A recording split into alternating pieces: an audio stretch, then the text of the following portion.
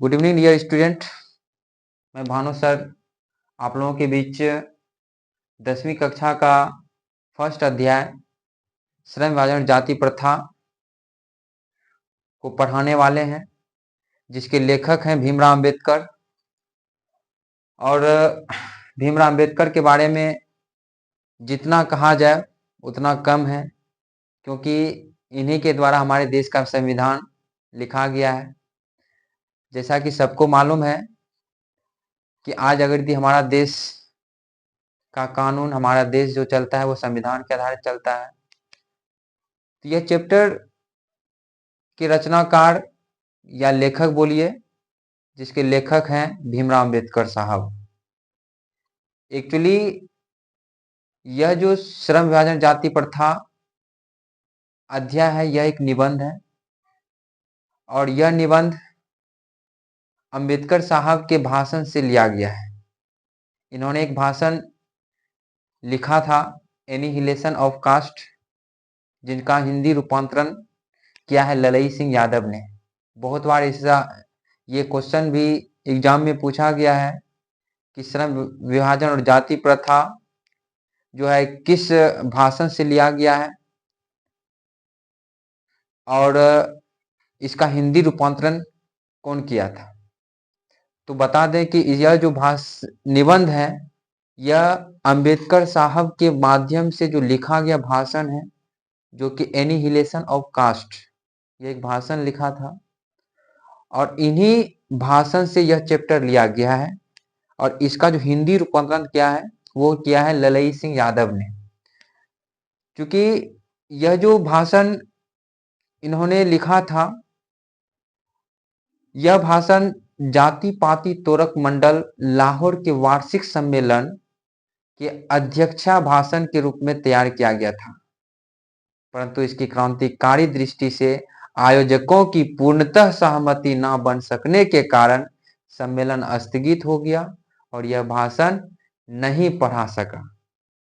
बाद में बाबा साहब ने इसे स्वतंत्र पुस्तिका का रूप दिया।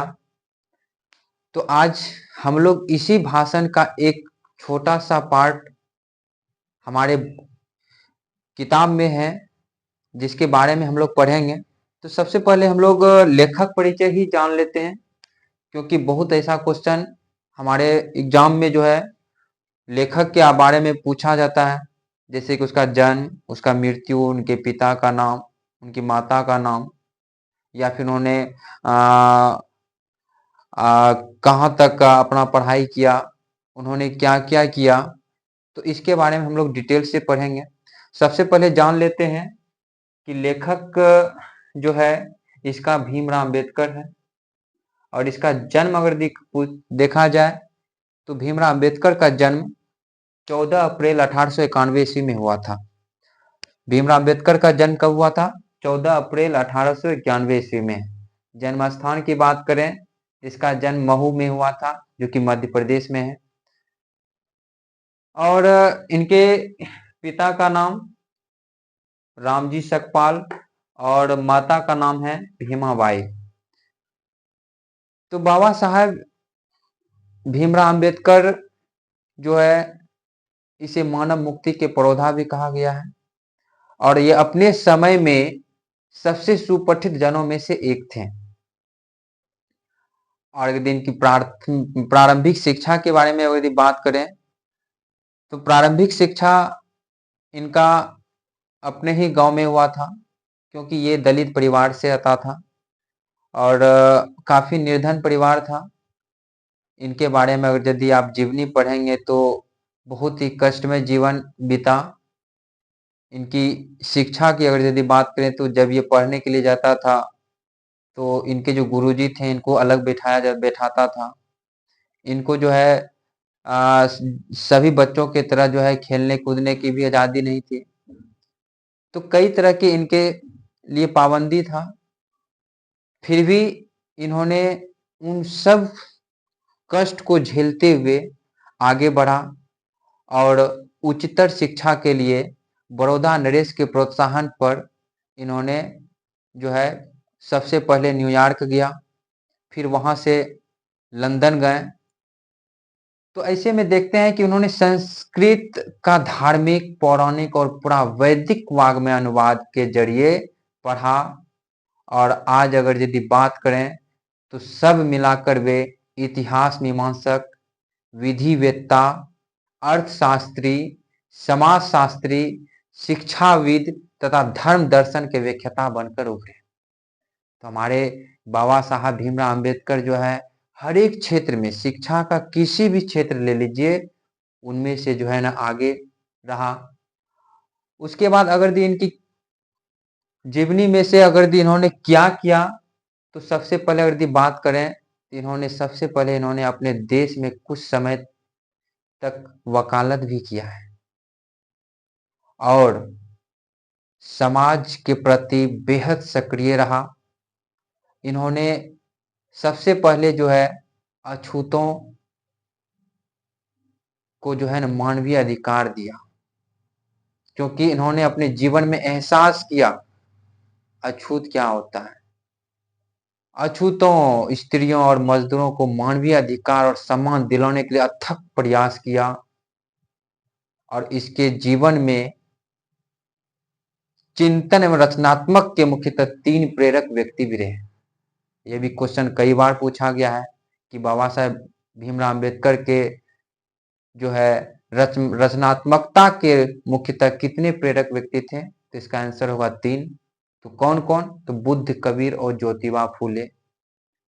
और इन्होंने ही भारत के संविधान को निर्माण किया। तो इस तरीके से अगर बात करें तो बाबा साहेब अपने जीवन में ऐसे कई कार्य किए जिनको कि कभी भुला नहीं सकते। और आज अगर बाबा साहेब भीमराव अंबेडकर की बात करें तो इन्हीं का देन है जो कि आज हमारे देश का जो संविधान जिसके अनुसार से हमारा देश चलता है, तो इसी के आधारित चलता है। आज संविधान के आधार पर ही हमारा यहाँ का कानून है।